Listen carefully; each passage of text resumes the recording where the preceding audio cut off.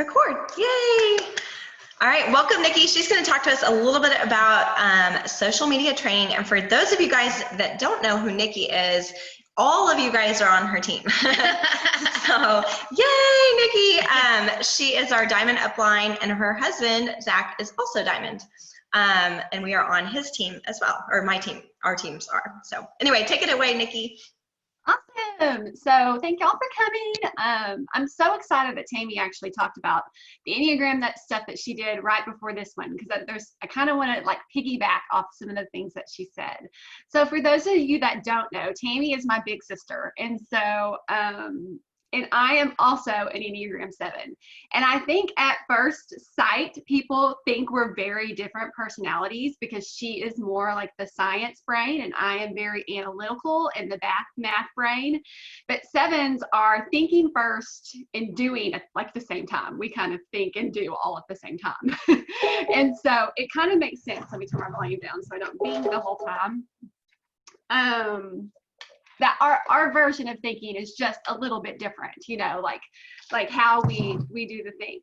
But it's so funny, like growing up, like we lived together in college, and 7s can be a little bit explosive, good and bad. But the good thing is, like, we get over things real fast. And so we would get in like knockdown, drag out fights, like, you're dead to me, you're not my sister, I hate you, and like slam doors, and then like see a sale at the mall and run back out and be like, you ready to go to the mall? Be like, okay, let's go. And it would be gone, you know, like you just get over it. And so it's just, so it's actually worked really well that we have the same personality in that aspect. But it's funny because my husband is an Enneagram 5, and I'm just now realizing that. For a while, I just thought he was like, I don't know, sociopath. Like he didn't fit any of the things. And so, but now that I see him as a 5, like so much makes sense, because 5s are very like, they're thinking first and doing repressive. And so like they want to know all the information before they make any decision. And they think they are the smartest in all the areas. So I always laugh at him. I'm like, you're a doctor today. Today you're a lawyer. Today you're, because he's like, but he does. He's just got a brain full of useless information, but sometimes really great information. But his brain is full of information. And like, we're leaving for Maine tomorrow for our 20-year anniversary. And last Saturday we were going on a walk, and we just woken up early. The kids were still asleep, so we walked to Starbucks and we were talking. And last Saturday we were going to Mexico for our 20-year anniversary. And we were going in December, when it is actually our anniversary. And our nanny just got a new job as an ICU nurse. And so we were talking with her, or we were talking with each other, like, who's going to keep the kids? I'm like, you know, my parents can't half the week, your parents can't half the week. And he's like, my mom can't, like, she can't risk, because of her health, she can't risk being around our family right now in the season. And I was, for some reason, not aware of this. Like, I had just made the plans in my head, like what was happening, and I was just now telling him it. And he's like, yeah, that's not happening. And so I'm like, of course, big emotions when I feel hard, like freaking out on the walk, screaming, crying, like, we have to go on a 20-year anniversary. And I don't have a passport because I let mine expire. And so like, we couldn't just move Mexico up. I'm like, can you give me a passport in 24 hours? He's like, no, we can't do that. And so last Saturday, like, I planned the trip to Maine. And so he was not excited about that, because again, like, he wanted to like plan it and research it. And I'm like, it's done, we're going, here's what we're doing. And I have a whole plan. And now he's excited, but it took him time to warm up. So anyway, that's a long story for no reason. It's really fun to know the Enneagram though, because it does make sense. You understand why people act the way they act. Like, I understand now, like, why he goes along with my 7 number great. He does. But I'm very spontaneous. And y'all have probably noticed that as me as a leader, like, and I'm really trying because I know people love a plan.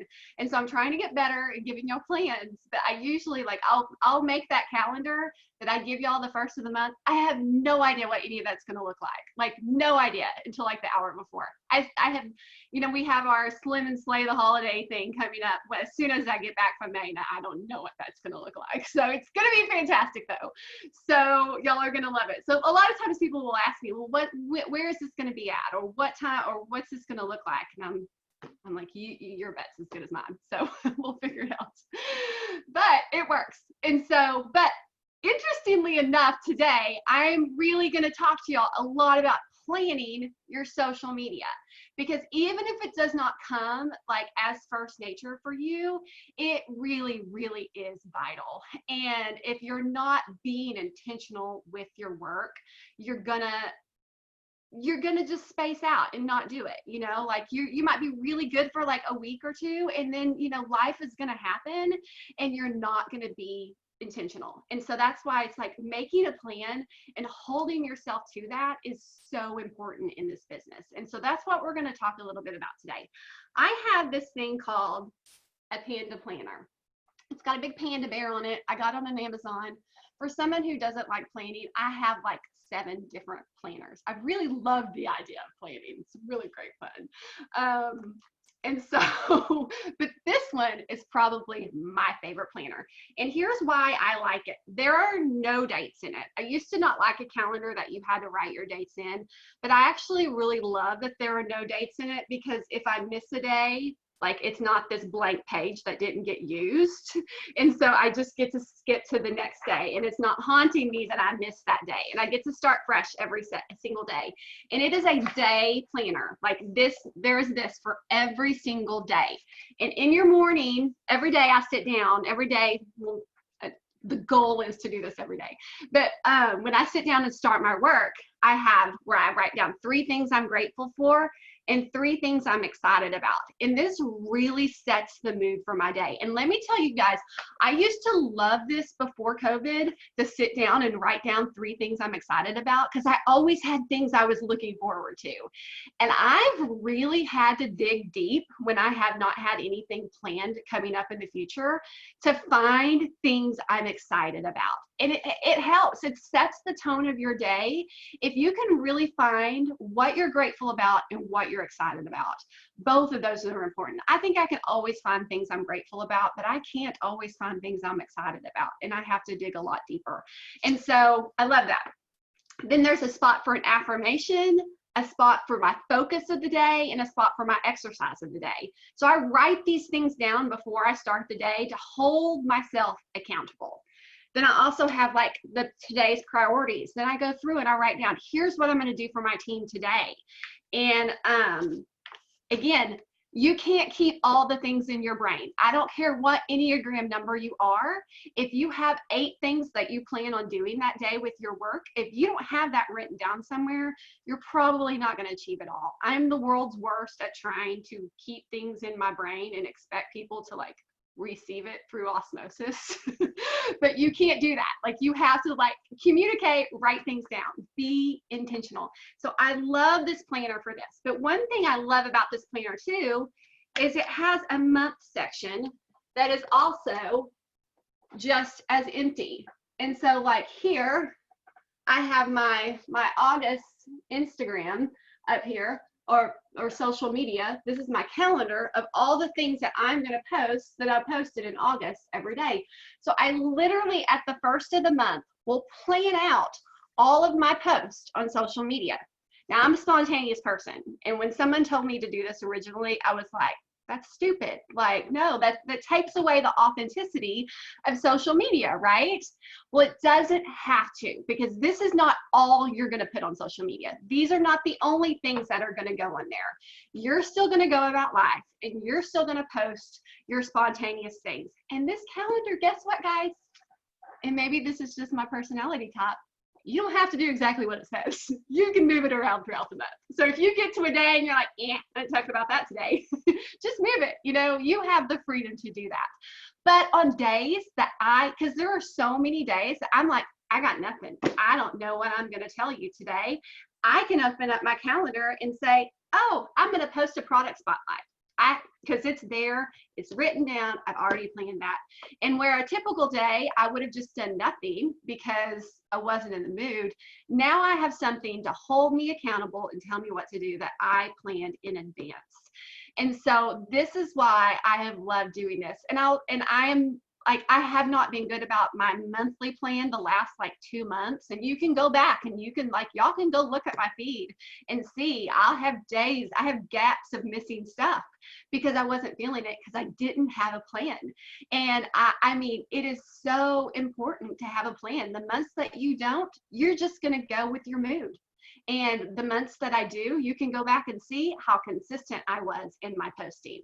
So attractive marketing is really, it's the way I built my Plexus business, and it's my favorite way to lead this business. Because if you are really using attractive marketing correctly, you don't really have to do a lot of cold messaging. Like, people will come to you. People are going to ask you about the products, and it's going to be very natural and it's going to be very authentic.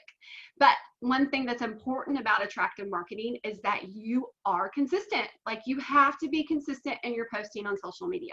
And so one of the things, so I posted in that link in the chat some examples for you on what to post, on what I'm planning. So there's 2 types of posts that I plan, and I pretty much rotate every other day. I have a generic content post and I have a Plexus post. I try to do 3 one week of one and 4 one week of other, and then swap it. And so what a generic content post is, basically, we're a health and happiness company. It's anything that's about health and happiness. And so that is what I want my whole focus on social media to be, is health and happiness. Of course, there's going to be things sometimes that aren't those, but I want that to be my sole focus.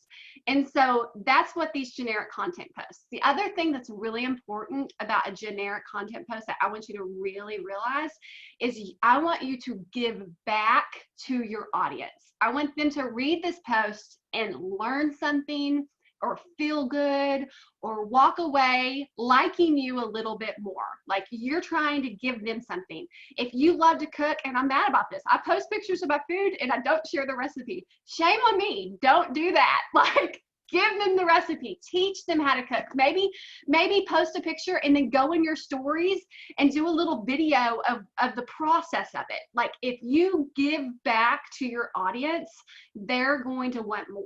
That's the way you're going to draw them in. I would like, know, and trust are 3 words I want you to think about. So when you're talking to people and when you're trying to create this, you need your audience to like you, to know you, and to trust you. If they like, know, and trust you, when you make a Plexus post, if it's something that piques their interest, they're going to want to buy it from you because they like, know, and trust you. And so that's so important in how if we are wanting to use our social media as a way to sell this product, like, we need to work on that. And one of the best ways to get people to like, know, and trust you is to teach them something, to give them something, to make them laugh. I make fun of myself a lot on social media. That's one way I give back, because I am a space cadet and I do really stupid things a lot.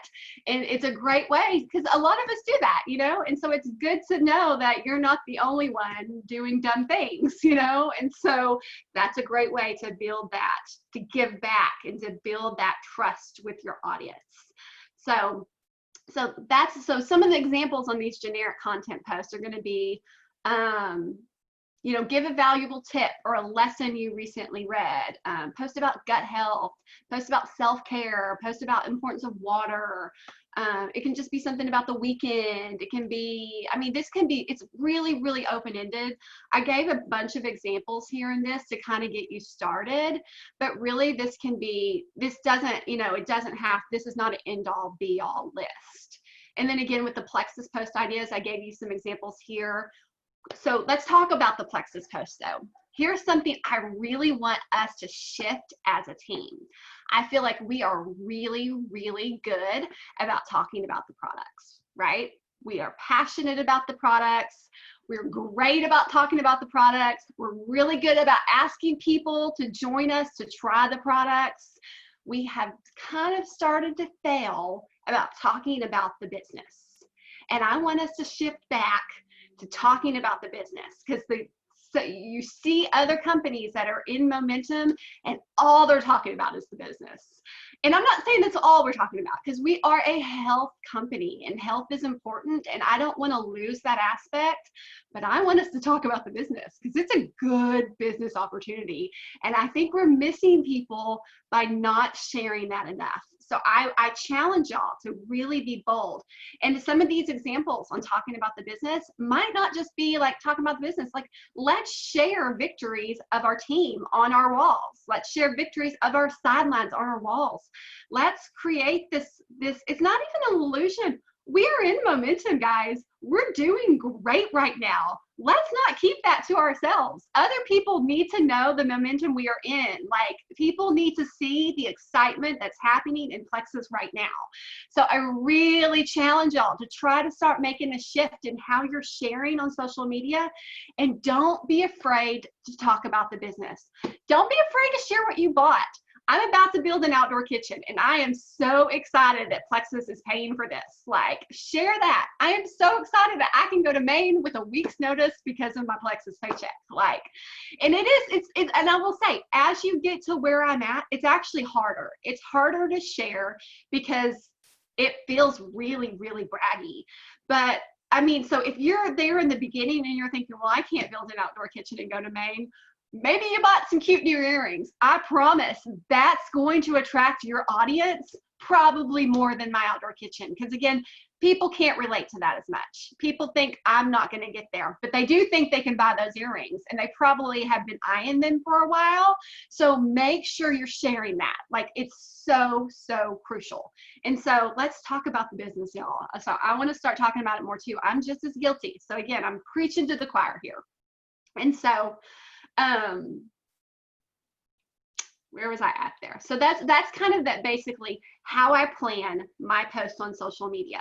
And so I go through and I make, you know, ahead a month, and I'm going to do that today. And I really challenge y'all. I know this ends at noon, but I want y'all to not quit at noon. After this, I want y'all to sit down, plan your month of October, and let's all do this together. Let's be consistent. Share your calendars, you know, share them with me, share them on the team page. Let's see your calendars. I want to see what yours looks like. And so I really want you to do that. So some of the things that I posted in the comments, I gave you some groups here that are like, if you are not in these Facebook groups, like, it's vital to get in it. And then as soon as you're in it, I need you adding your teams to it. Make sure everyone knows about it. They're so great. So one is just for Plexus stories, and one's just photos and graphics. So the one Plexus Instagram stories one, we have people in this company that are fantastic at graphics. I am not that great at it. And so if this is not your wheelhouse, don't feel like you have to create this. Like, people have got it all created for you, and all you have to do is go in there and check and plug it in. Make sure you're not neglecting your stories though. Like, and again, I am very guilty of getting really good about posting on Instagram and Facebook on the wall and neglecting the stories, or then I'll go vice versa. So again, make sure you're consistent on posting in your stories every day. Try to tie them in together. Like I said, if you make a post and post a picture of food in your stories, have the video of you making it. If your post today is about is your lean, you know, maybe you're drinking lean for lunch, go in your videos and record yourself mixing the lean and then talk about it more in depth in the video. Like, tie those in together. And so also, but in this Instagram story Facebook group, people already have, you know, set canned stories that you can use. So again, these are great. I don't want you to use this every day. I want you to be going live a lot and talking a lot and speaking from the heart. But there are going to be days where you just don't feel it. This is where you go pull your story on those days where you're like, I ain't got nothing for you today, Facebook. And so, or Instagram. So go pull it from there, and it's done. Make this part of your checklist every day, and you can go in there, make the post, and be done. And it's not going to take any thought process for you whatsoever. So that's what I love about it. And again, with the graphics are just great to go. Maybe you have a post, but you don't know what to post with it. You know, there's some great graphics in that Instagram one graphic page. So use that. Another thing I love on Instagram stories is to use the polls. And I only do it about once every 2 weeks now, but they're a great lead post. So anytime you're feeling like I have no prospects right now, I've gone through my whole prospect list, I've ran out of prospects, this is a great lead generator. So you post it in. So if you don't know how to do it, basically you make your post, maybe it'll be a series of posts. In the very last one, you're gonna do a poll, and you're just gonna basically say, and I actually have a video here, I can show y'all how to do it. Let me post that in the comments, in the chat. Where's the chat box? You're basically going to ask them, are you ready to get started? Or do you want more information? And or actually you don't even ask a question. You just post a little thing and one will say, you know, send me more information. I'm ready to go now, or something like that. Never make one of the answers no, you know, make them both like different versions of yes. And that way, whoever checks either one, add them to that prospect funnel that you have, whether that, and again, with your prospects, write them down, put them in an Excel spreadsheet, put them somewhere. Do not keep them in your brain. Like, again, I'm talking to myself. I try to keep them in my brain and it doesn't work. Write it down, be intentional. So those are really, really good though, to get those leads in. So use that. Let's see, what other thing did I have here?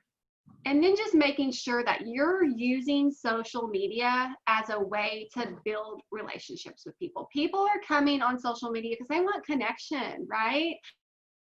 I mean, especially right now in the season, we need connection now more than ever before.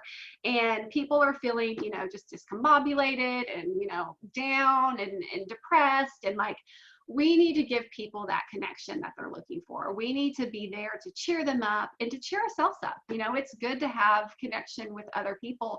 And so don't just use your platform to sell Plexus. If that's all you're doing is selling Plexus, your audience is not going to like, know, and trust you. They're going to lose that connection. They're not going to have that with you, and they're not going to buy from you because of it. So make sure you're building connection with people. Make sure you're saying happy birthday. You know, we have just a set connection daily list. It's like, say happy birthday. Go through your Instagram stories and comment. Comment on 5 non-Plexus friends posts and send someone a personal message. So those are kind of things I try to do every day. And like in those personal messages that I'm sending, there's no intent to sell Plexus. This is not a message that I'm doing to warm them up to turn to sell Plexus. It's literally just to build connection. I literally am just checking in on people. And so make sure that your intent on these connections is literally to build connection. It's the most fun part of social media, y'all, is getting to know all sorts of people. You know, really embrace that, lean into that, the excitement of getting to know people and making new friends. Don't get stuck in your same little box of people, because it's easy to do that.